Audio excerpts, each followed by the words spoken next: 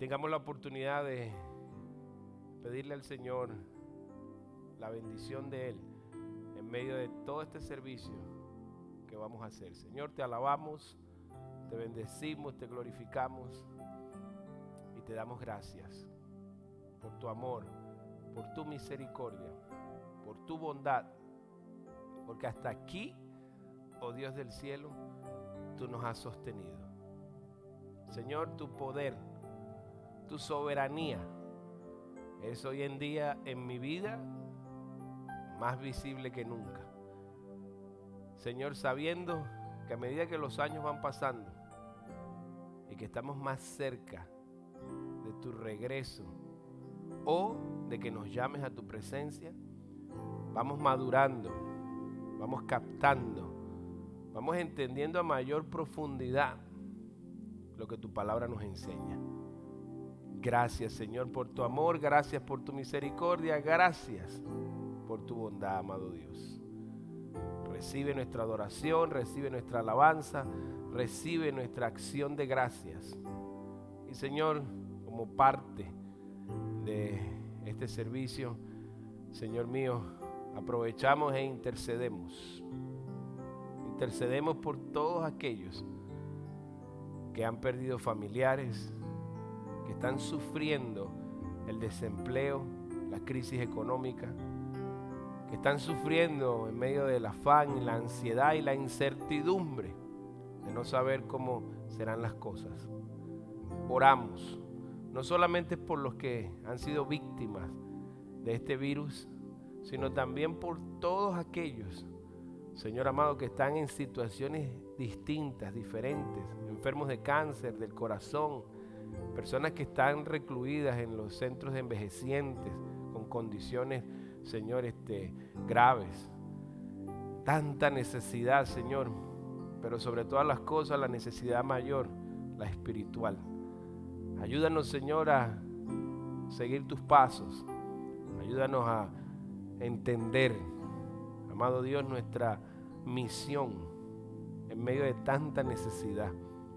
Ayúdanos a no olvidarnos de nuestro Señor amado prójimo y que lo que aprendamos, Señor mío, en este tiempo lo compartamos, sea espiritual, emocional, físico, social, económico, modo de supervivencia, cualquier cosa que aprendamos, ayúdanos a compartirlo a nuestro prójimo, Señor, para que en medio de todo lo que ocurre, tú nos veas cooperando unos con otros, Señor. Gracias, Padre, por la oportunidad de cantarte y alabarte aquí desde tu casa. Y oro porque seas tú el que vayas poniendo convicción a cada uno de mis hermanos, Señor mío, durante este mes, que estamos ya preparándonos, Señor, para recibir ese mes de junio y poder, bajo las medidas, Señor, que tú nos dictes, abrir este templo y que puedan, Señor, nuestros hermanos comenzar a venir y comenzar a sentir, Señor mío, esa protección, ese calor tuyo, esa oportunidad de podernos congregar juntos, Señor. Danos sabiduría. Empezamos a orar, Señor, porque nos des sabiduría para que cuando llegue el momento de, Señor mío, abrir 100%, podamos, Señor, estar más nosotros versados en cómo lidiar con esta situación. Y que cada uno, Padre, mantenga sus convicciones en sitio y podamos, Señor, seguir congregándonos, amado Dios, para tu gloria y honra. Reprende toda acechanza del enemigo de las almas, todo espíritu de duda, Señor mío, todo espíritu, Padre amado, de contradicción, de confusión y de miedo. Señor mío, reprende toda acechanza del enemigo de las almas y ayúdanos a descansar en ti, oh Dios del cielo. Gracias por tu amor, gracias por tu misericordia, gracias porque hasta aquí tú nos has sostenido. Háblanos, por favor, a través de tu preciosa palabra y que puedan vidas ser transformadas, tu iglesia pueda ser edificada y podamos, Señor mío, mirar almas rindiéndose a ti, vidas siendo transformadas y edificadas para tu gloria y honra. En Jesucristo tu Hijo oramos. Amén y amén. Gloria a Dios. Y en esta preciosa mañana vamos a ubicarnos en el libro de Mateo. Vamos a estar meditando un poco en una vez más lo que es la bendición de poder prepararnos, la bendición de poder vivir una vida consciente de los buenos tiempos, de los tiempos más o menos, o de los tiempos malos.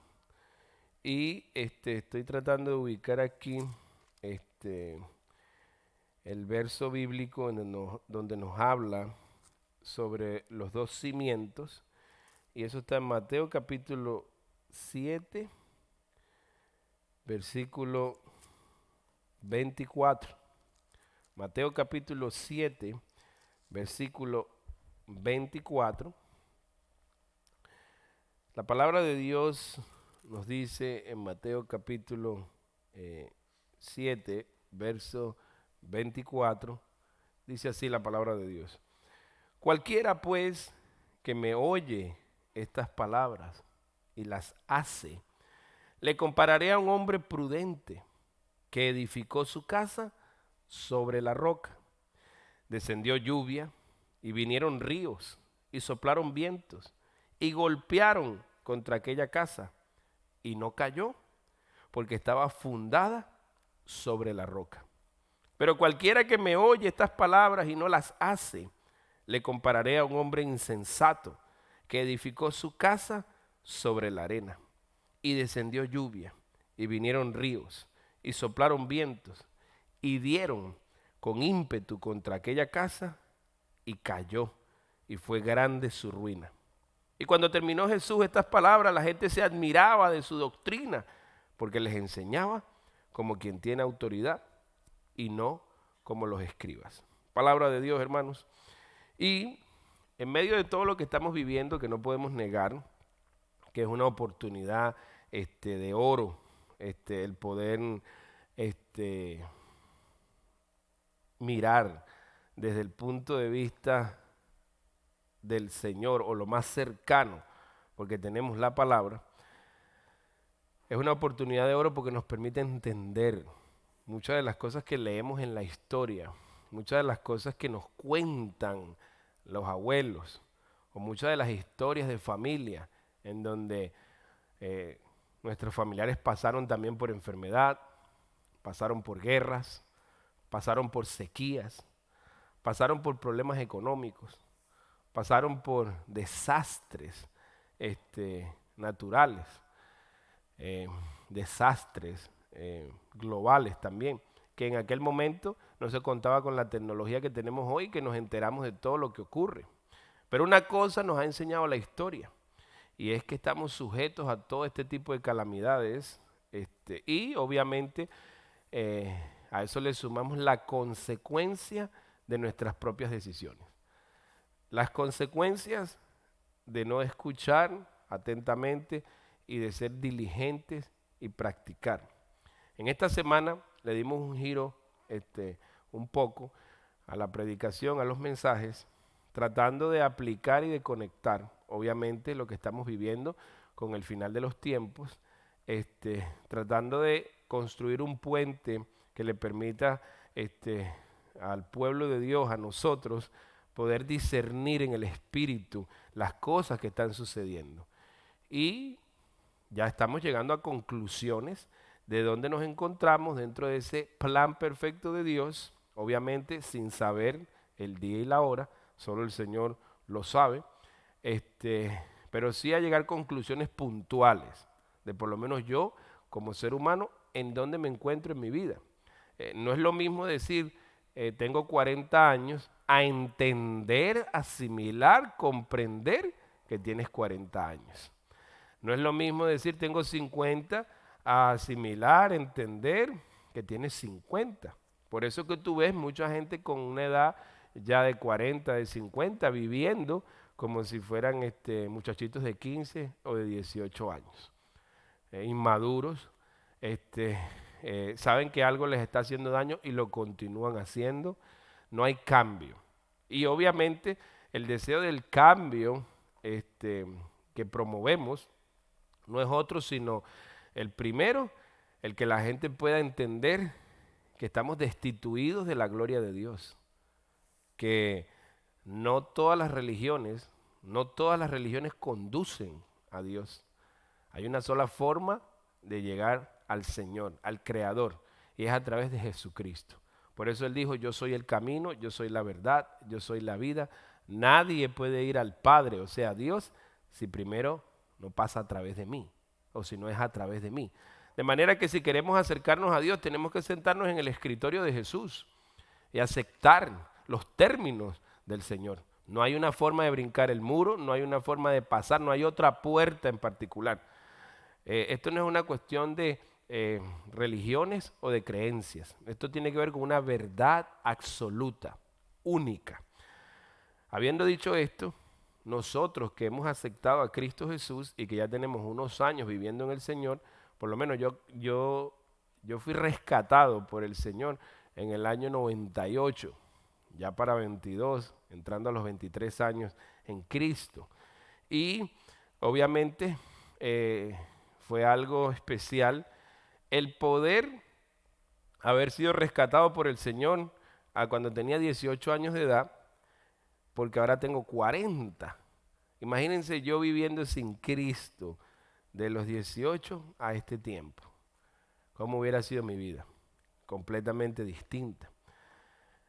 Hubiera sido un desastre, porque ya era un desastre cuando el Señor me rescató. También a los 19, dentro de ese mismo ambiente en donde el Señor me rescató, pude ver cómo el Señor rescató a mi esposa. Nos conocimos cuando teníamos 19 años de edad. Prácticamente me entrego a los 18 al Señor, y ya a los 19 años cumplidos tuve la oportunidad de conocer a mi esposa, que hoy es mi esposa. Y ha sido especial por la sencilla razón de que conocimos a Cristo y el Señor me añadió a mi esposa, que me ha mantenido alejado de muchísimos problemas, muchísimos desastres, muchísimas malas decisiones. Entonces, ¿por dónde vengo? Por el compromiso, por la disposición de cada uno a comprometerse, a seguir a Dios, a confiar y descansar en las decisiones del Señor. Eso es el número uno. Una de las cosas que tenemos que aprender nosotros a ganar en nuestro corazón es a confiar en lo que el Señor está haciendo. Y una de las cosas que me rodea a mí mucho es la gente que no entiende cómo se toman las decisiones. La gente que no está de acuerdo con las decisiones que uno toma. Eso toda la carrera ministerial mía ha sido así.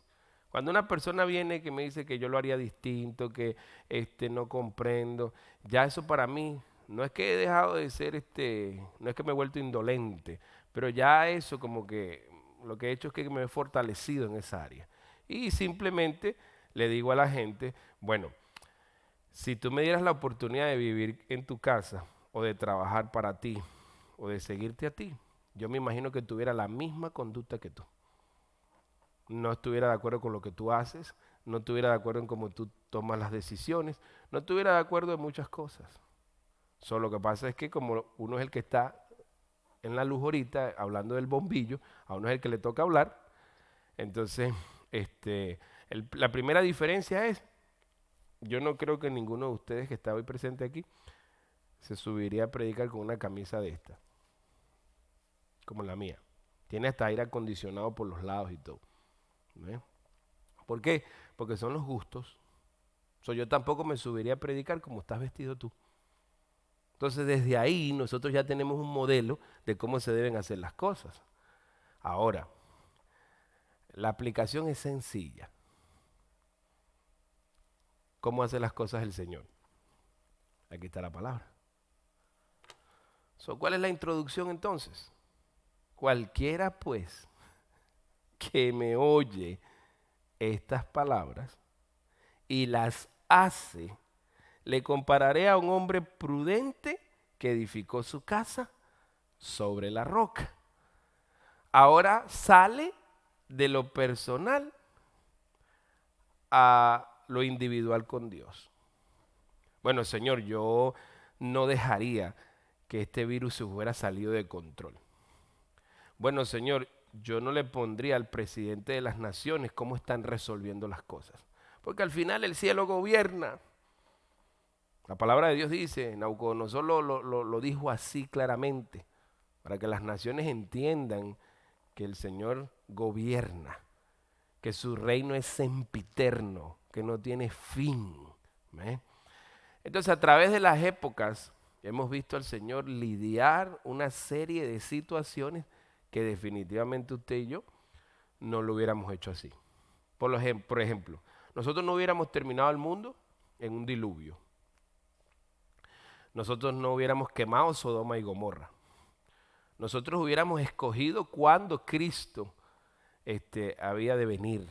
Aunque por generaciones rogaron y rogaron y rogaron, y muchos perdieron la esperanza en el Señor porque veían que las cosas no sucedían y que no venía. Entonces, lo primero que corregiríamos en la conducta del Señor es que el Señor es muy lento para contestar. Es lo primero que nosotros corregiríamos, porque nosotros queremos las cosas ya. Cuando el Señor nos habla de paciencia, de espera, de confianza, eso no nos gusta. Cuando le agarramos el gustico a algo, queremos seguir. Proyectos de 2 horas, de 3 horas, de 4 horas, de 5 horas, llega un momento que aburren. A menos que nos interese mucho, que nos guste mucho, o que simplemente sea el trabajo que tengo que hacer para ganarme el pan. Entonces, es increíble nuestra falta de comprensión en el diario vivir. Por eso él dice, cualquiera que me escucha. Ahora, ¿qué palabras estaba hablando el Señor? Si tú ves el contexto, porque qué cosa que la conclusión, que es lo que estamos leyendo hoy, los 2 cimientos, es la conclusión del sermón del monte, del sermón de la montaña, en donde el Señor habló de las bienaventuranzas, en donde el Señor habló de la sal de la tierra, que somos usted y yo. El Señor habló de la luz del mundo. La persona que tiene un encuentro con Cristo viene a ser esa luz. Obviamente la luz del mundo es Cristo, Cristo en nosotros. Habló de la interpretación correcta de la ley. Nos habló de la ira, nos habló del enojo, nos habló del adulterio, nos habló del divorcio, nos habló de los juramentos, de la palabra que se da, aquella que me encanta, que dice, pero sea vuestro hablar sí, pero sea vuestro hablar sí, sí, no, no, porque lo que es más de esto, de mal procede, ¿no? Nos habló del amor hacia los enemigos, nos habló Jesús, aquí le ponen limosna, nosotros le vamos a poner donaciones, Jesús y las donaciones, los diezmos, las ofrendas. Nos habló de la oración que hacemos y repetimos pero que no entendemos. Una de las cosas que hago paréntesis y me pregunto, ¿por qué no nos enseñaron el Padre Nuestro completo? Fíjate tú que después el Padre Nuestro que está en el capítulo 6, verso 13, dice, y no nos dejes caer en tentación, mas líbranos del mal, porque tuyo es el reino, el poder, la gloria por todos los siglos. Amén. Pero él continúa. Porque si perdonáis a los hombres sus ofensas, os perdonará también a vosotros vuestro Padre Celestial. Mas si no perdonáis a los hombres sus ofensas, tampoco vuestro Padre os perdonará vuestras ofensas. Yo hubiera agradecido que me enseñaran ese último verso. Bastante Padre Nuestro que recé y dije, pero jamás comprendía que está condicionado a que lo mismo que yo estoy pidiendo es lo mismo que yo tengo que dar. Nos habló de hacernos tesoros en el cielo, donde nosotros debemos tener nuestra mirada. ¿Por qué? Porque la vida de nosotros es un parpadeo. La vida de nosotros es como la neblina, aparece y desaparece. ¿Y cómo hacemos tesoros en el cielo? Trabajando para el reino de Cristo, promoviendo y amando lo que Él promueve y amando lo que Él ama, las almas. ¿Promoviendo qué? La salvación. ¿Promoviendo qué? El amor, la unidad, la cooperación, aunque la unidad se logre a través de la confrontación, que es una de las cosas más difíciles de entender. Tesoros en el cielo, la lámpara del cuerpo, todo lo que metemos por nuestros ojos, es lo que, la lámpara del cuerpo son nuestros ojos, son ventanas por donde entra la luz, por donde entra la oscuridad, por donde entra lo que ves, lo malo, lo bueno, por donde comienzas a codiciar y tu corazón se llena de codicia o de bondad, de maldad o de bien. Nos habló de las riquezas, Dios y las riquezas. No puedes servir a dos señores porque vas a terminar aborreciendo a uno y amando al otro. Nos habló del afán y la ansiedad. Tremendo texto ese del afán y la ansiedad. Nos habló del juzgar a los demás. Nos habló de la oración de nuevo en el capítulo 7:7. Pedid y se os dará, buscad y hallaréis, llamad y se os abrirá. Pero también en ese mismo pasaje nos habla de la regla de oro. Así que todas las cosas que queréis que los hombres hagan con vosotros, así también haced vosotros con ellos, porque esto es la ley y los profetas. Después nos habló de la puerta estrecha. El que todo el mundo entra por la puerta ancha. Pocos son los que entran por la puerta estrecha. El despojarnos, el dejarlo todo por seguirlo a Él. Nos habló de sus frutos, por los frutos los conoceréis. Y nos habló también de nunca os conocí. Aquellos que se dan golpes de pecho y se jactan de hacer cosas en el nombre del Señor, pero nunca tuvieron un encuentro con el Señor. Y por último, lo que acabamos de leer ahora, los dos cimientos. Entonces, cuando hablamos, a ti que nos estás viendo y todos los que estamos aquí, cuando vamos a predicar sobre este texto en específico, tenemos que saber qué era lo que Jesús estaba hablando. En pocas palabras, para que usted le encuentre sentido a esta conclusión de los dos cimientos, tienes que saber de qué habló. Repito, Ismael, para que puedas encontrarle sentido a lo que el Señor está diciendo en los dos cimientos, tienes que llegar a tu casa y durante la semana ponerte a estudiar qué son las bienaventuranzas, qué es la regla de oro, qué es Jesús y la justicia, y todas esas cosas. ¿Ven? A medida que nosotros vamos desarrollando el pasaje, tú vas a entender, ok, ¿cómo manejaría el Señor esta cuestión de la injusticia? ¿Cómo manejaría el Señor esta cuestión de los enemigos? ¿Cómo manejaría el Señor la cuestión de la oración? Ese es tu guía, ese es tu roca. ¿Cómo haríamos las cosas en casa? Como las haría el Señor. Por eso lo habló el Señor. Ahora, si las oyes y las hace, escúchate Andrés, oyó y puso en práctica. Una de las cosas que compartía en una ocasión con Andrés era la lucha que uno tiene como predicador. Cuando uno habla, la gente te escucha, pero no hace. En una ocasión yo le dije a él eso, y él me dijo a mí, pero habemos unos que sí corregimos nuestra conducta, que no te la mostramos porque no vives con nosotros. El pueblo de Israel, cuando Jeremías les hablaba, la mayoría no hizo caso. Pero en el tiempo de hoy nos encontramos con mayoría que no hace caso, minoría que hace caso. Al final, uno como instrumento tiene que entender que Dios es el que lidia individualmente con cada uno.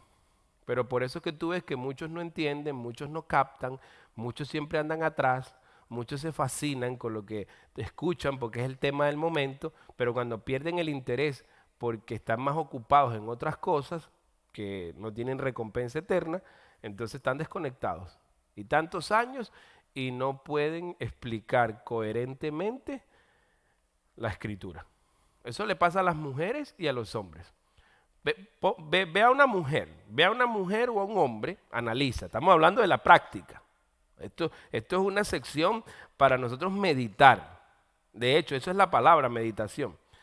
Ve a un hombre y una mujer cuando hacen negocios, cuando algo les interesa, cuando algo verdaderamente los mueve, los apasiona, los empuja.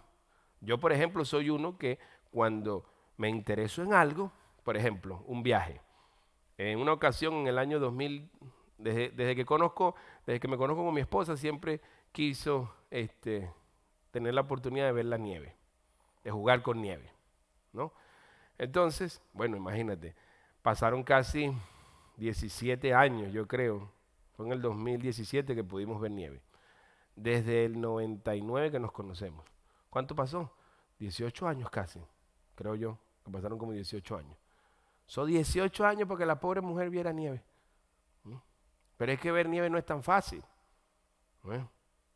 Uno no puede decir, voy esta semana para allá a ver nieve. No, tienes que irte a un sitio donde verdaderamente caiga nieve todo el tiempo, donde tu viaje sea efectivo. Bueno, cuando a mí me interesa algo, yo empecé a averiguar y empecé a preguntar.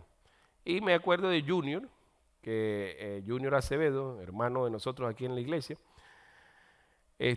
tener una conversación con él sobre la nieve y esto y lo otro. Y él me dijo, Alex, el mejor sitio para ver nieve sin falla son los Rocky Mountains.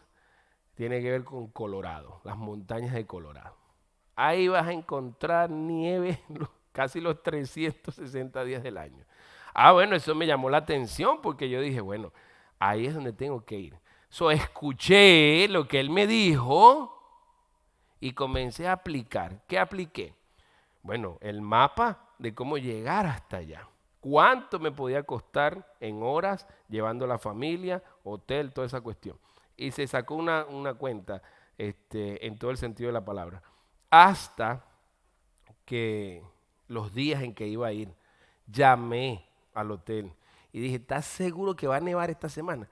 Y me dijo, sí, y si no llegas aquí el miércoles en la mañana, no vas a entrar, porque bloquean todo, las carreteras, todo se bloquea por la nevada que cae. Bueno, arrancamos ese domingo en la noche, fuimos hasta las Carolinas, de ahí llegamos a Kansas y el miércoles como a las 4 o 5 de la tarde estábamos llegando a Colorado, al hotel en el centro de allá de la montaña, y a las 4 de la mañana de esta madrugada del jueves empezó a nevar. A esa misma hora paré a todo el mundo en la cama que acabamos de llegar. Para afuera todo el mundo a las 4 de la mañana. Se abrigan y todo el mundo para afuera a jugar con nieve, a darle a la nieve. Bueno, ya a la media hora se querían meter todos para adentro. Pero vimos nieve.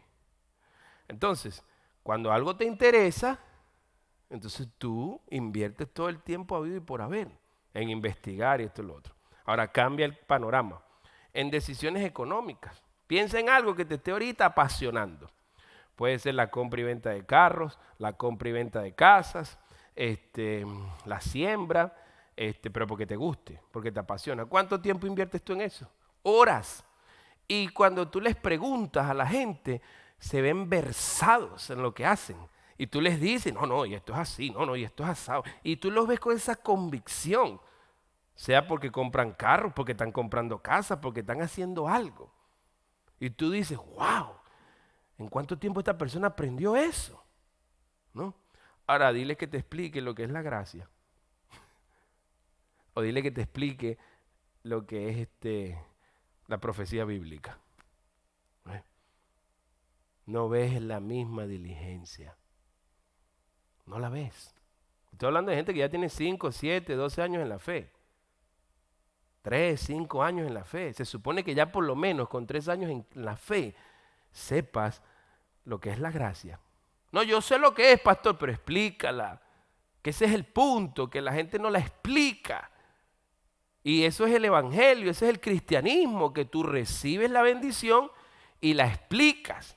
Así como cuando supiste llegar allá a Colorado porque alguien te explicó a ver nieve, o hacer un negocio con un carro, o hacer un negocio con una casa, tú explicas, no, eso es así, tú vas aquí, llenas aquí, y haces asado. Ya aparecen hasta karatecas, haces aquí. Ok, explícame la gracia ahora, please. Sencillito, la gracia. ¿Qué significa la gracia?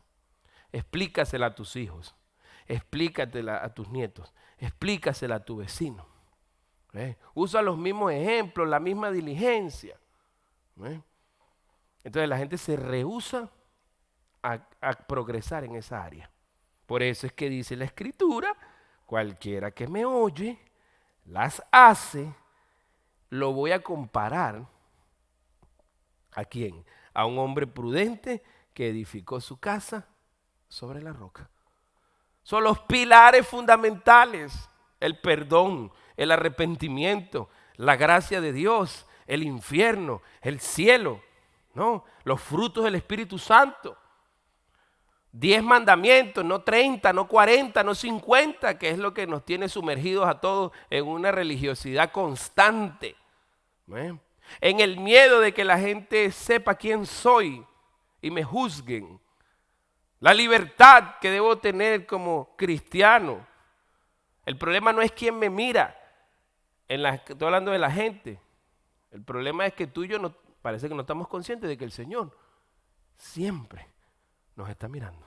Los ojos de Jehová contemplan la tierra para mostrar su favor, su gracia, su misericordia a aquellos cuyo pensamiento en Él perseveran, ¿no? Entonces, estamos más gobernados por lo que la gente diga o piense que por lo que el Señor haya dicho. Por eso dice, si me oye y las hace. Bueno, hermano, entonces ¿para qué vamos a estar hablando de las señales antes del fin o cómo va a ser el Apocalipsis cuando el Señor decida activar la última fase de la humanidad? ¿De qué nos aprovecha eso si hoy no podemos ni siquiera cuidar nuestra salud? Si hoy no podemos hacer provisión para el verano que ya llegó. Si hoy no nos atrevemos a hablar los problemas que tenemos matrimoniales. Si hoy no nos atrevemos a tener una conversación con nuestros hijos. Si hoy no nos atrevemos a arreglar las cuentas pendientes que tenemos con nuestros padres. ¿De qué vale saber el Apocalipsis? ¿De qué vale entenderlo? ¿De qué vale saber tanto del futuro si el presente no lo puedo discernir, captar, entender o valorar? Es una pregunta que yo les hago, que me la he hecho yo mismo a mí y que he propuesto en mi corazón hacerme esa misma pregunta hoy. Ejemplo, en una ocasión hablando con Anthony, le decía, Anthony, no dejes que las revelaciones futuras te dañen el presente que tienes que vivir, ¿no? Bueno, al igual que Andrés, al igual que Ismael, al igual que Anthony, al igual que Ricardo, al igual que Beña, al igual que todos los que estamos aquí presentes, tenemos una idea de qué queremos en el futuro, una revelación que Dios nos dio en lo individual, en lo personal, bueno en gran manera. Cada uno tiene sus sueños, sus metas y sus planes. Pero que eso no nos impida vivir el hoy bien para el Señor. Por ejemplo, Dios a mí me reveló cuando Joshua tenía 30 días de nacido. 30 días de nacido. Eso fue en el 2004. En un sueño, en una visión, el Señor me mostró que Él me iba a poner a pastorear esta iglesia en donde estoy hoy. Yo empecé a pastorear, fue en San Clau en el 2007. Imagínate saber esto desde el 2004. Ver al pastor que estaba aquí de turno antes que yo, predicar, enseñar, y uno vivir con esa revelación de que uno iba a ser el próximo. Entonces, yo en algún momento tuve que decir, ¿sabes qué? Las cosas van a llegar cuando tengan que llegar. Y yo me propuse a trabajar, a seguir haciendo lo que estaba haciendo. No me pasó lo que les pasó creo que a los filipenses, que muchos dejaron de trabajar porque Cristo venía. Y todos se propusieron a decir, no vamos a trabajar. Pero como Cristo viene ya, no vamos a trabajar, vamos a dedicarnos a orar, a predicar. Entonces oraban, predicaban, hacían todo y después las tripas les empezaban a sonar. Y Pablo tuvo que escribir una carta corrigiendo esa conducta. Decir, el que no trabaja, no come. ¿Por qué? Porque hubo la excusa de que estamos predicando, Cristo viene pronto, o sea, en cualquier momento aparece, que nos mantengan o no vamos a trabajar. No, la revelación futura no es para que se afecte negativamente el presente. Estaba escrito en el corazón de Dios, en la mente de Dios, que yo iba a comenzar a pastorear esta iglesia en funciones en enero del 2010. Escucha bien,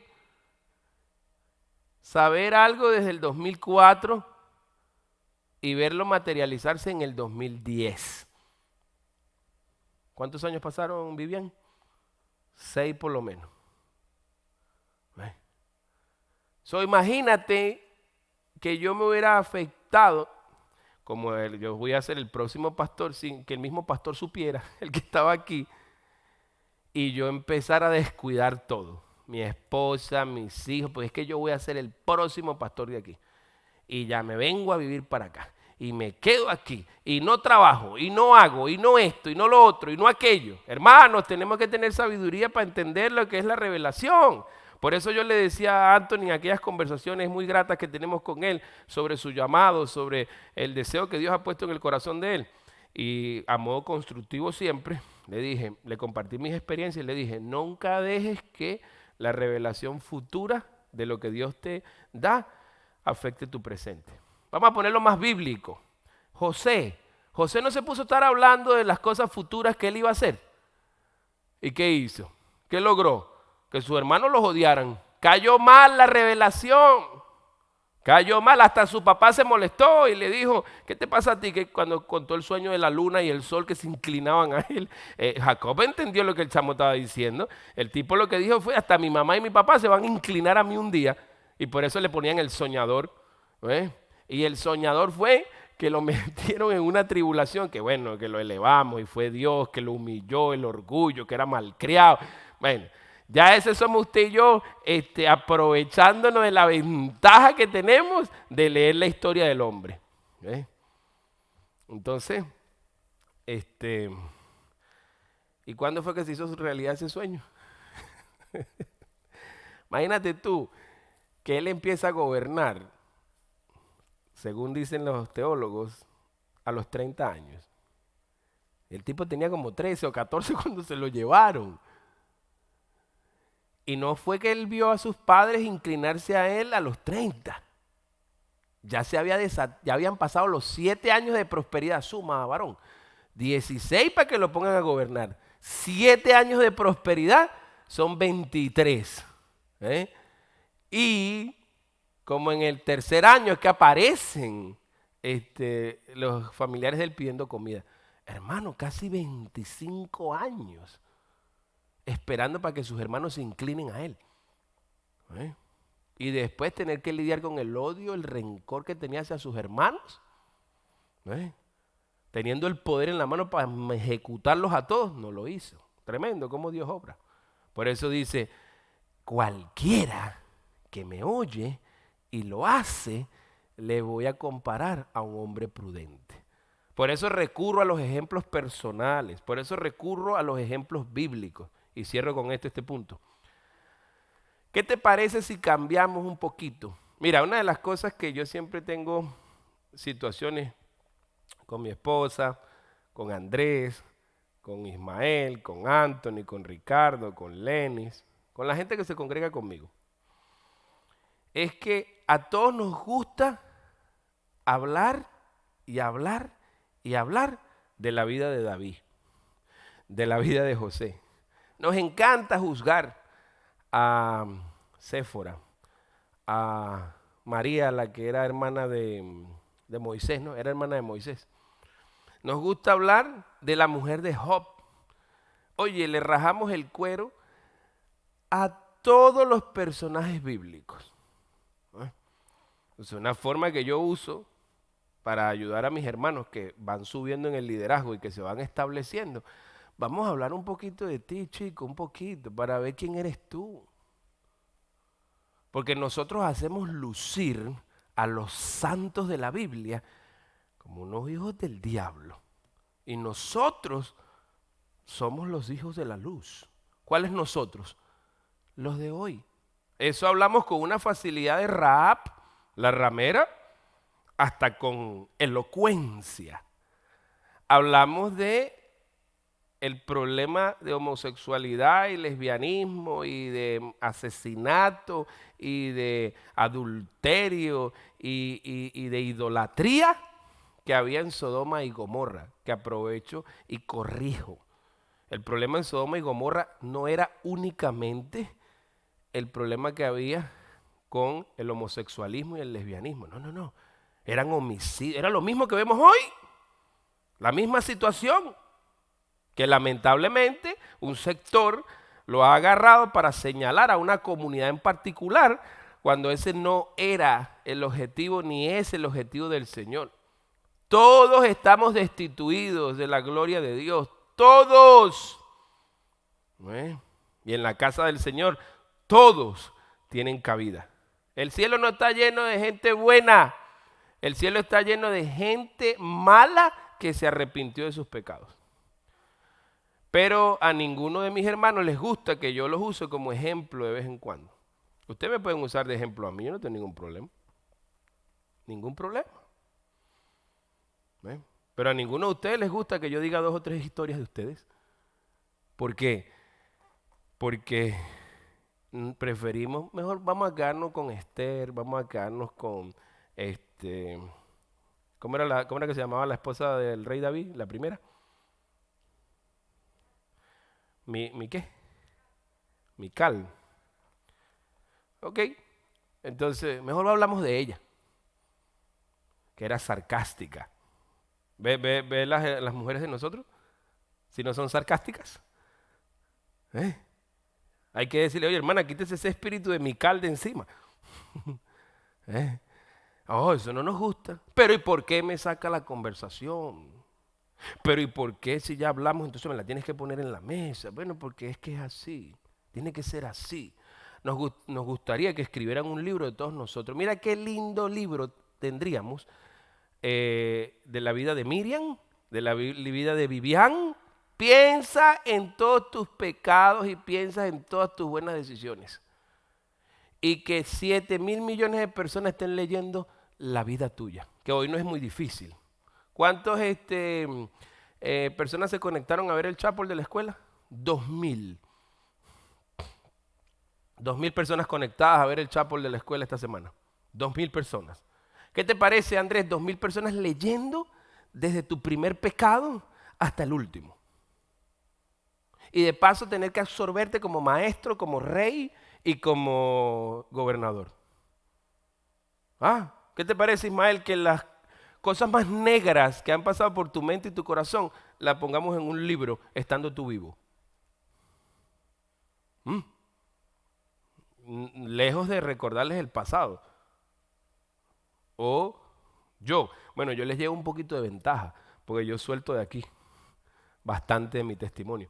Y suelto de aquí también en privado, en consejería, mucho de mi testimonio.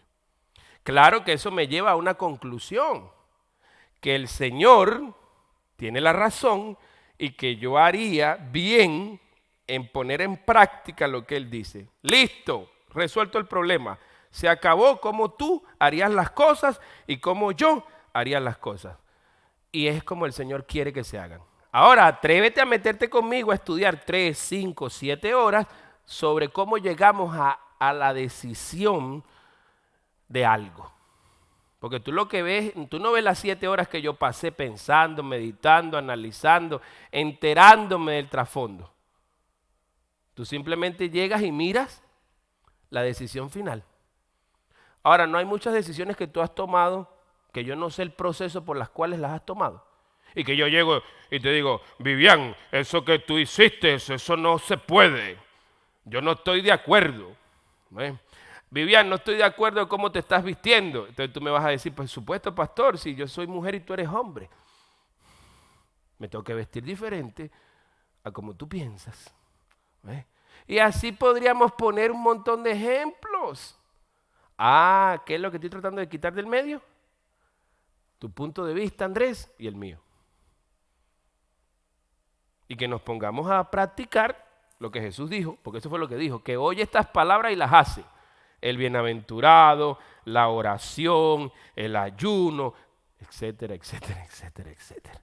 Aparte de vivirlo como lo vivió el Señor. No, es que eso es muy difícil, Cristo era perfecto, Cristo vive en nosotros y con lo que para nosotros es imposible, para Dios es posible. Sí se puede llegar a vivir una vida en el Señor con la ayuda de Cristo. Ahora, que esta naturaleza nos echa broma todo el tiempo, eso no es nuevo. Pablo, admirado por muchos de nosotros, me encanta cómo él habló y dijo, esto es lo que llevo por dentro. Ustedes me obligaron a gloriarme. Y sale el Pablo que era. Y después dice, el bien que quiero hacer no lo hago, sino hago el mal que no quiero hacer, eso hago. Ese tipo de predicadores y predicadoras las necesitamos en el púlpito, las necesitamos en las plazas, las necesitamos en las calles, las necesitamos en las familias. Hombres y mujeres que no les dé temor de decir Jesús me rescató. Mujeres como la samaritana, tanto ejemplo que nombramos de la samaritana y que la samaritana es ejemplo de la Biblia, que era mitad samaritana y mitad judía y la mezcla que tenía, que significa la iglesia de Cristo hoy, de gentiles y de israelitas. ¿Qué fue lo que dijo la mujer cuando salió? Me ha dicho todo lo que he hecho, lo gritó a los cuatro vientos en la plaza. Ella fue y dijo. No, y lo más duro es que Jesús le dice, 4 maridos has tenido y el que está contigo ahora no es tu marido, estaba adulterando. Eso fue lo que le quiso decir Jesús. ¿Qué te parece, hermano? ¿Cómo con esa libertad hablamos de la samaritana? Pero nos cuesta decir, yo era drogadicto, yo era prostituta, yo era homosexual, yo era adúltero. Oh, no, eso es mío, eso es del Señor y nadie tiene por qué sacarme los pecados. Ah, pero entonces tú y yo queremos señalar al que no tiene a Cristo al infierno. ¡Al infierno! ¡Al infierno! ¿Y qué le pasó a este? ¿Cuándo fue ese? Ese no es el mensaje que el Señor habló. Él habló de un arrepentimiento desde una posición de autoridad fuerte, irreprensible, podríamos decir eso. Por eso es que carece nuestra enseñanza de autoridad, que es el tema principal al final, que es la conclusión. Bueno, ya saben entonces por dónde vengo. No podemos estar chocando con opiniones cuando a ti te gusta vestirte diferente. Sencillo. En estos días me peiné todo para atrás y Lenny se burló de mí. Se burló, se echó a reír, no aguantó la risa y yo le dije, ve, yo sabía que se iban a burlar de mí. Pero es que ese es mi cabello. No en vano la cantante dijo, ¿a quién le importa lo que yo haga? ¿A quién le importa lo que yo diga? Eso no fue lo que cantó esta mujer, ¿cómo se llama? Thalía, ¿no fue la que cantó eso? O Gloria Trevi, tú eres fan de Gloria Trevi, ¿no? No mires para atrás, a ti te... Pues es mi cabello. Entonces, bueno, por ahí viene la cosa, ¿no? Obviamente, en medio del chiste, lo que quiero decir es cómo tú y yo vamos a seguir encajándonos en si tú lo harías como yo o yo lo haría como tú, cuando desde un principio hasta la forma de vestirnos, de peinarnos y de ser es totalmente opuesta. ¿No es mejor ir a un terreno neutral, que no tiene nada de neutral, que es absoluto, y es las cosas de Dios?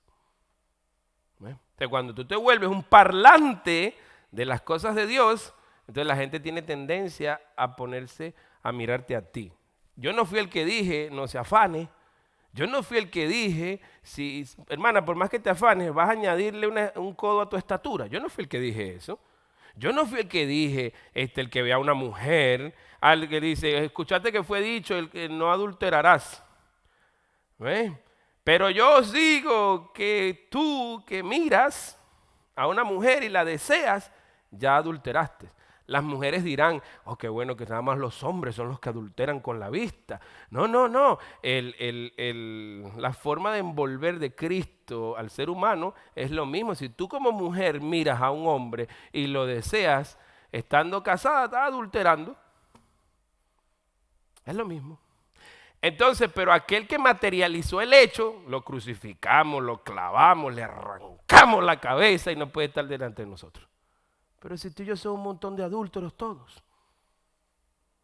Andamos codiciando lo que no tenemos que codiciar.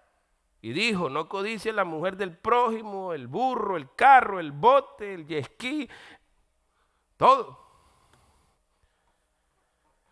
La palabra de Dios es más amplia de lo que pensamos.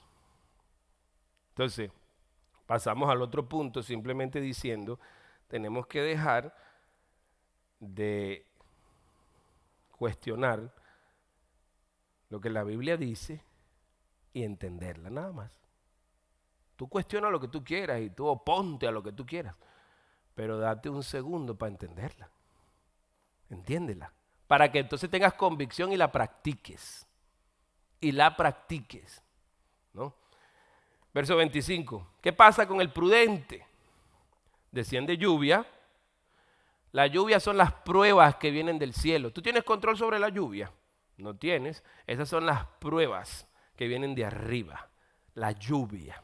Descendió lluvia, vinieron ríos. En la Biblia la palabra ríos o aguas tiene que ver con gente, tiene que ver con la población, tiene que ver con la humanidad. Descendieron ríos, ¿no? Y soplaron vientos. ¿Qué pasa con los vientos? Nosotros no sabemos de dónde vienen ni para dónde van. Así es el diablo, Satanás y los ángeles caídos. No los ves, pero vienen, soplan, molestan. Las lluvias son las pruebas que Dios manda, que tú y yo no tenemos control. 2, los ríos es el ataque de la gente.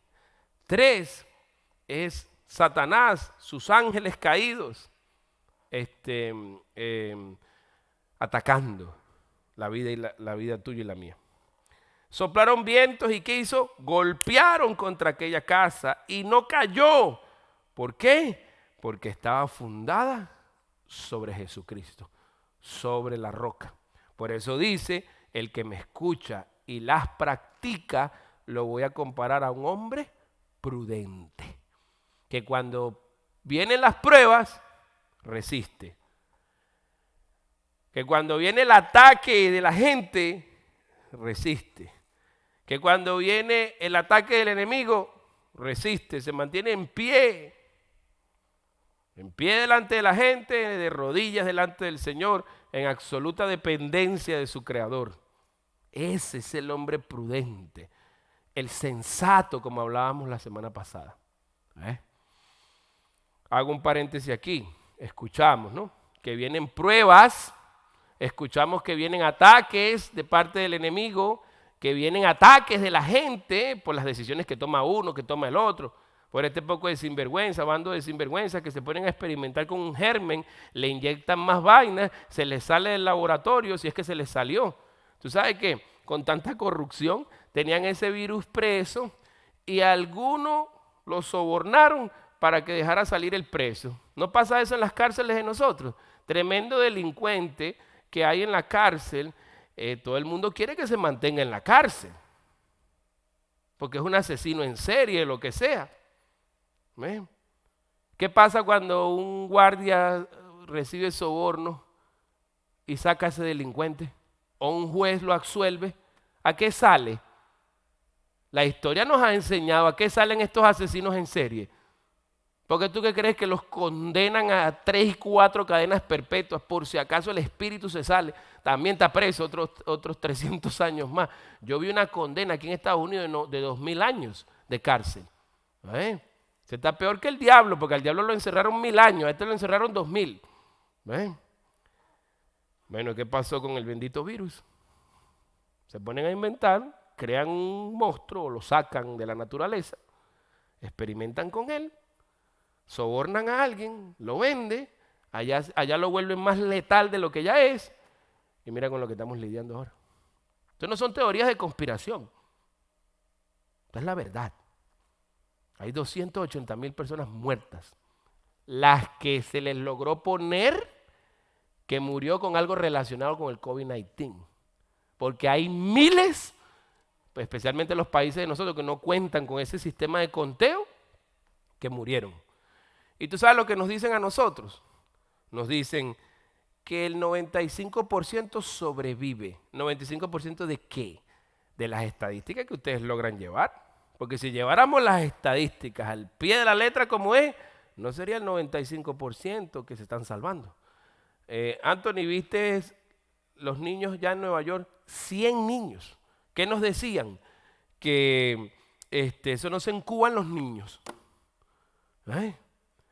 Ya hay niños, 100 casos, los que se logran contar en Nueva York, y les está mutando en otro tipo de enfermedad y está reviviendo otras enfermedades que ya la humanidad había superado.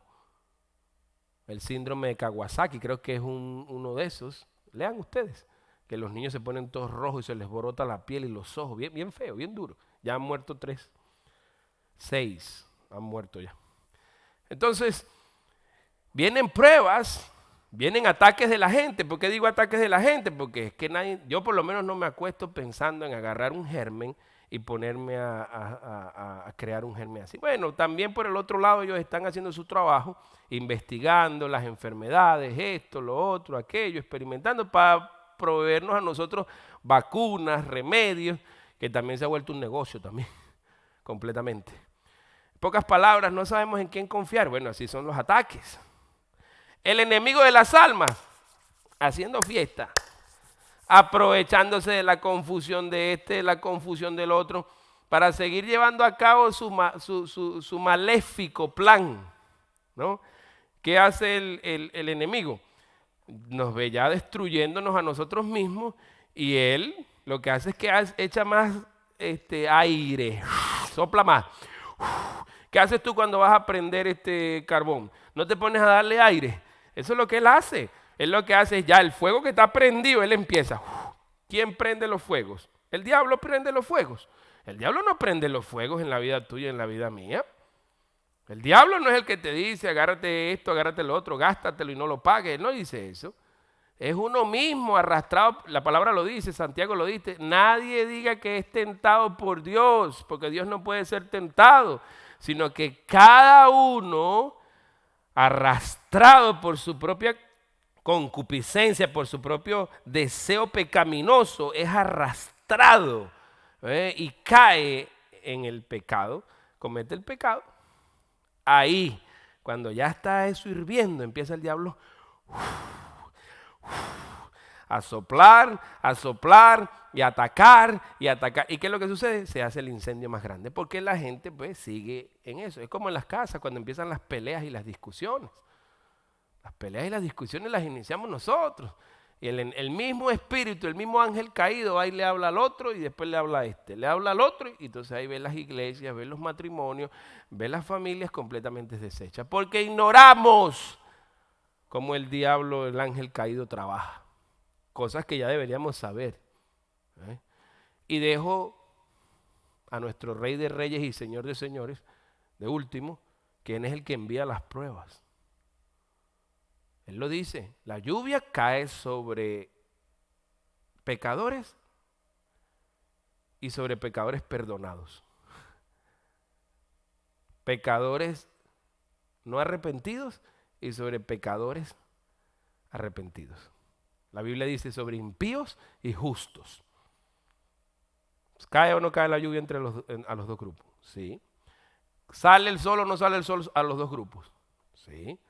El acontecimiento que le pasa al rico le pasa al pobre y al pobre lo mismo. ¿Ve?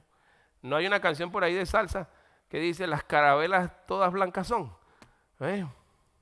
Puedes tener una tez por fuera marrón, negra, blanca, pero al final las calaveras todas ¿qué? Blancas son. Entonces lo que le pasa a uno le pasa al otro. Las pruebas que vienen sobre el mundo, nos cae a todos.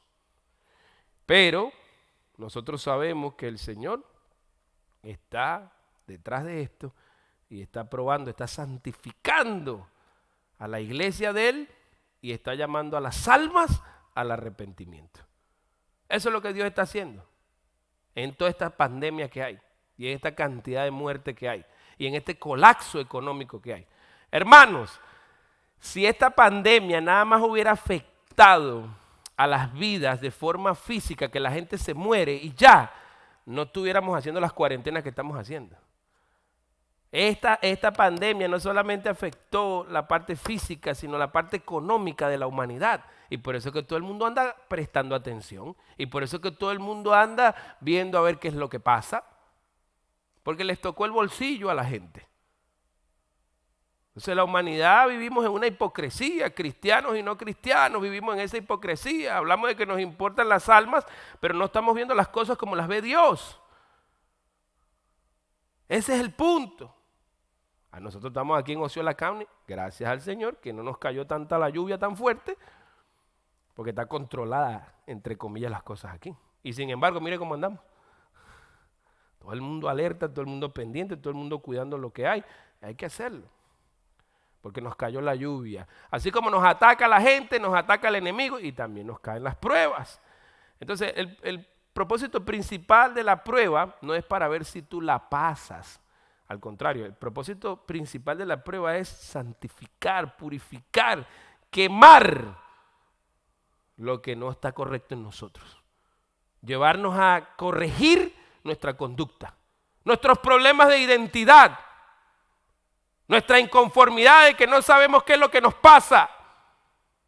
Si eres enfermero, te vas a morir siendo enfermero. Si eres doctor, te mueres siendo doctor. Si eres pastor, te mueres siendo pastor. Si quieres un cambio, pues cambia. Pero no molestes a los demás con tus problemas de identidad o tus inseguridades. ¿Qué es lo que hace un padre de familia? Sale y trabaja y se expone a la lluvia, se expone a los ríos y se expone a los vientos y sigue haciendo lo mismo. Entonces cuando andamos con esos problemas de identidad, que no sabemos quiénes somos, esto y aquello, tiene que ver sencillamente con la condición de nuestro corazón que no quiere someterse o sujetarse al designio divino de Dios. Es el Señor el que nos fuerza por el embudo. Una frase que usa Anthony mucho en estos días. Todos estamos yendo hacia el mismo embudo. La humanidad completa se va a tener que someter a la autoridad del Rey de Reyes y Señor de Señores en algún momento. La Biblia nos enseña, vivo yo, dice el Señor en el libro de Romanos, que toda rodilla se doblará delante de mí y toda lengua confesará que yo soy el Rey de Reyes y Señor de Señores. Eso lo dice Jesús de Nazaret. Entonces el Señor usa su iglesia para hacer unos ajustes. Usa las pruebas, enfermedades, desastres naturales, problemas económicos. Su motivación principal en esa cruz fue la salvación de las almas, no la estabilidad del ser humano, no la estabilidad de la iglesia de Él, no los edificios, las cámaras, las luces que tenemos. Por eso no murió Cristo en la cruz. Su negocio siempre ha sido la salvación de las almas. Y por eso es que Jonás no lo pudo convencer de que destruyera Nínive. Y se molestó el pueblo y el Señor le dijo: ¿qué te pasa a ti? Ahí hay 200,000 que no saben distinguir entre su mano izquierda y su mano derecha, no tienen conciencia de pecado todavía, se cree que eran niños. Pero en otras ocasiones se barrió con las aldeas completas. Lo importante es que tú y yo sepamos que el plan de Él es único, es especial. Está por encima de la estabilidad económica de nosotros, está por encima de los sueños de nosotros, está por encima de las metas de nosotros, está por encima del bolsillo de cada uno de nosotros. Y Él no va a detener su plan perfecto, porque tiene el propósito más noble que la humanidad haya podido registrar, y es la salvación de almas. Entonces, porque yo no quiero que me afecten el bolsillo, porque yo no quiero que me afecten las 3 casas que compré, el bote que tengo, el jet ski que quiero, el trabajo que tengo, porque me daña mi estabilidad personal. Señor, salva almas, pero de otra forma. Salva almas dejándome a mí gozar de la prosperidad. Hermano, estamos equivocados todos. Por eso es que hay que ver las cosas como Él las dijo. Por eso la parábola de los 2 cimientos. Necesitamos que nuestra agenda sea la agenda del Señor. Necesitamos absorber la agenda del Señor, y por eso nos bautizaron en medio de toda esta pandemia, en el dolor, en la pérdida, en el sufrimiento, para que la gente entienda que la motivación principal de Él es la salvación de un alma. Es egoísmo, es una doble moral lo que nosotros predicamos muchas veces cuando nosotros estábamos en bancarrota espiritual, casi muertos en nuestros delitos y pecados, hablando de las drogas en que nos metíamos, donde tuviéramos estado, sin esperanzas, perdidos. Y Dios afectó muchas cosas para llegar a nosotros. Como los Navy SEAL cuando se meten a rescatar a alguien, ¿cuántos obstáculos nos superan para salvar y rescatar a esa familia? Pues eso ha hecho Dios a través de la historia desde el principio. Ha atravesado muchos obstáculos, ha atravesado muchos problemas y no se ha rendido, sino que cuando más el diablo lo atacó, cuando más la gente lo rechazó, cuando su propio padre en el jardín del Getsemaní le dijo: no, tienes que tomar esa copa. Él no se rindió, sino que siguió hasta el final. Abrazó esa cruz porque nos tenía en su rostro, en su mente. ¿Ven? Entonces nosotros hoy en día nos afectan el bolsillo, nos afectan la estabilidad, y gritamos, nos quejamos y hasta blasfemamos contra el Señor. Acuérdense que vienen pruebas, vienen ríos y vienen vientos. La gente ataca por su propio bienestar de ellos, buscan su propio bien. El diablo ataca porque nos quiere destruir, pero las pruebas caen para llevarnos a los pies del Señor. Impresionante. Verso 26. Pero cualquiera que me oye estas palabras y no las hace, le compararé a un hombre insensato. Ahí va la palabra insensato, igualita que el domingo pasado. Que edifica su casa sobre la arena, desciende la lluvia, descienden los ríos, soplan los vientos, dan con ímpetu contra aquella casa y cae, y es grande su ruina. ¿Por qué? Porque oyó y no hizo. Esto es para la iglesia directo. No vayamos a pensar que esto es para el inconverso.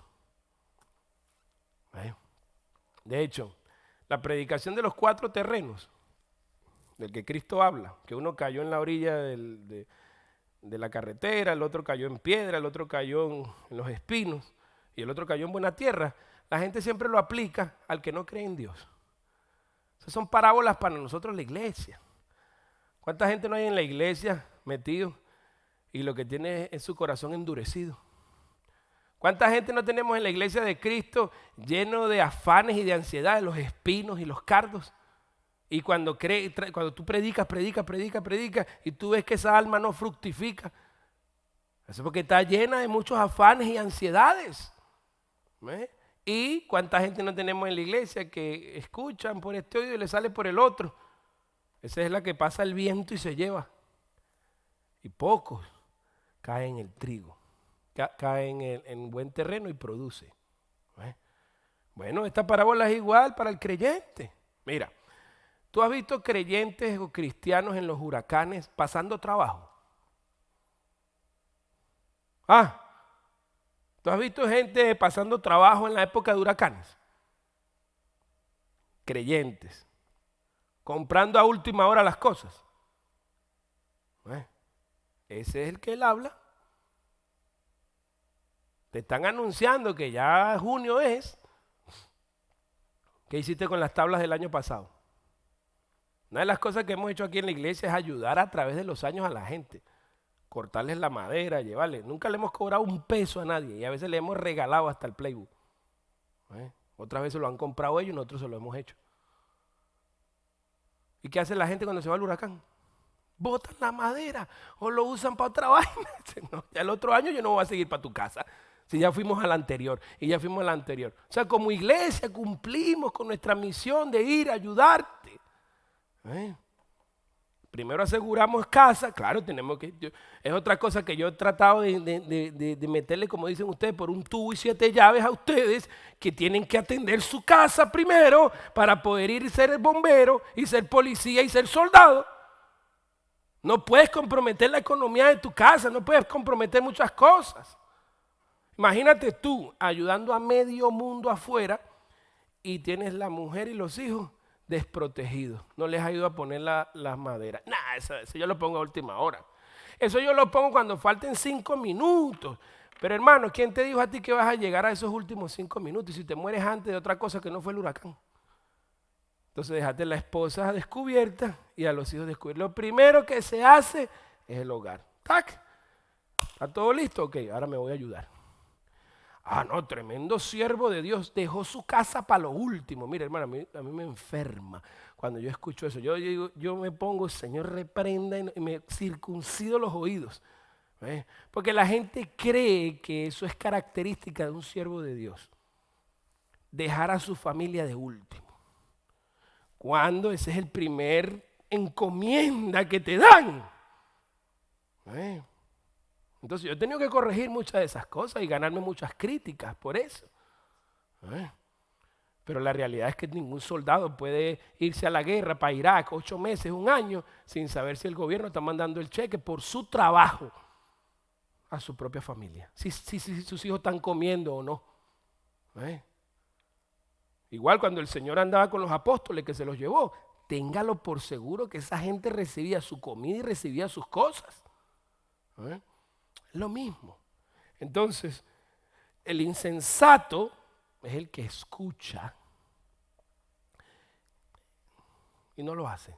Hablábamos, ¿no? Eso el domingo pasado. Entonces, hermanos, ¿de qué vale que sigamos dándole y dándole? Que le vamos a seguir dando al Apocalipsis, le vamos a seguir dando a todo lo que usted quiera recibir. Por nosotros no va a tener excusas.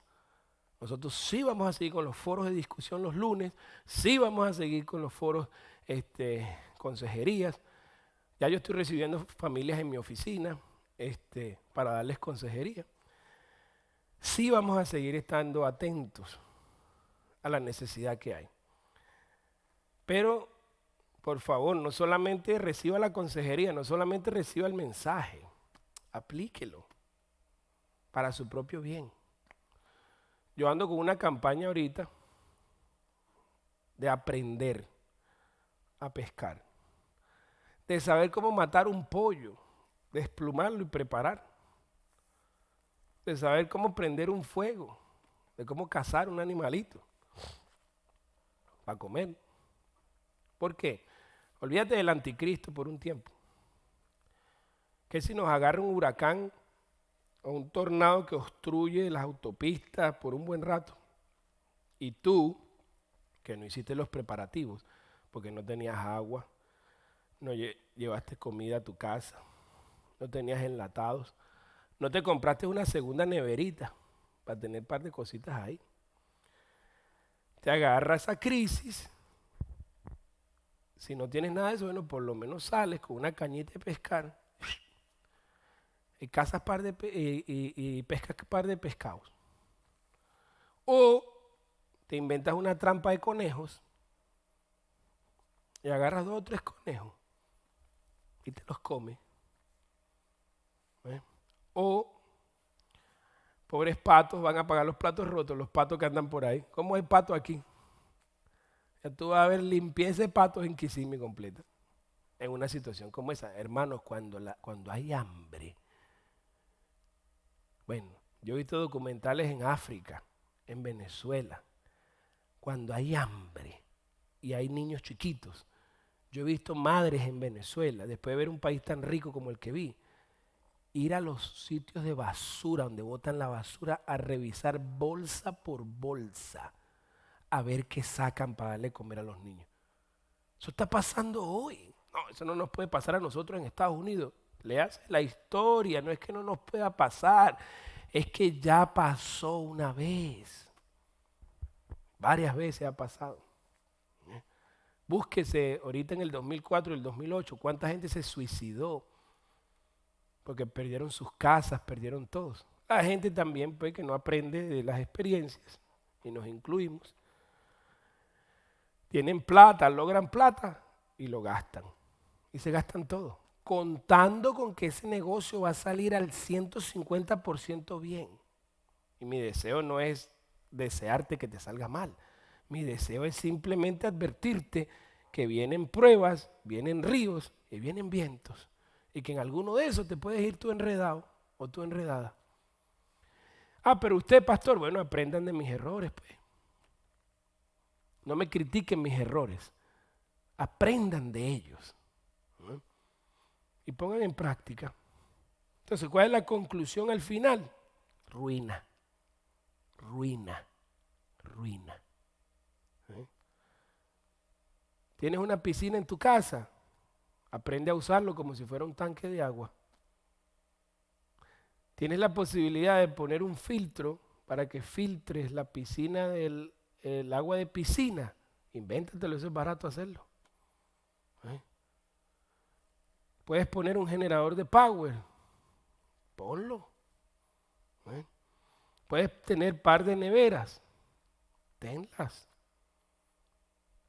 Mira que en New Orleans el gobierno tardó una semana en llegar, porque era demasiada la necesidad. Cuando vino el huracán, ¿cuánta gente murió? Porque no estaban preparados. Se les subió el agua. Mientras que hubo muchos que estaban preparados. Salieron en canoas y todo, tenían canoas. Bueno, muchos se prepararon, muchos no. Prudente e imprudente. Y después que vienen las protestas en masa, no me ayudaron, me dejaron morir.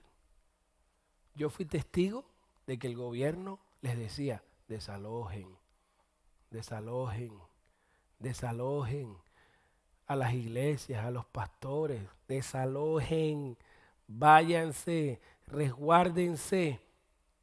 Y no hicieron caso. ¿Es el prudente o el imprudente? Es que no tengo para dónde ir. Hermano, en una situación donde dicen que viene un huracán categoría 4 o 5, es mejor que te inventes para dónde ir. O por lo menos sube y mantente dando la vuelta a lo que pasa el desastre. No tienes para dónde ir, te lo doy. Échele gasolina a ese carro y suba por ahí para arriba. Y dé la vuelta. Ahora, eso sí, húyale. A mí me dijeron unas rutas, creo que tú ibas a seguir la ruta del huracán. O sea, te vas a ir hacia donde el huracán va. Bueno, eso es una forma simplemente de exhortarlos a que comparemos la agenda de nosotros con la del Señor. Verso 28 dice, y cuando termina Jesús estas palabras, la gente se admira de su doctrina, porque les enseñaba como quien tiene autoridad y no como los intelectuales, como los escribas. ¿Qué fue lo que les dijo Jesús? Les dijo a la gente, hagan todo lo que los fariseos dicen que hagan, porque es obediencia a la palabra. Pero no hagan lo que ellos hacen en secreto, porque atan cargas pesadas sobre la gente y ellos con un dedo no quieren moverla. Eso es un llamado para usted que le encanta aconsejar a la gente. Para usted que le encanta solucionar la vida a la gente. Para ti y para mí que nos las pasamos predicando y enseñando. Es mejor que pongamos en práctica lo que estamos enseñando.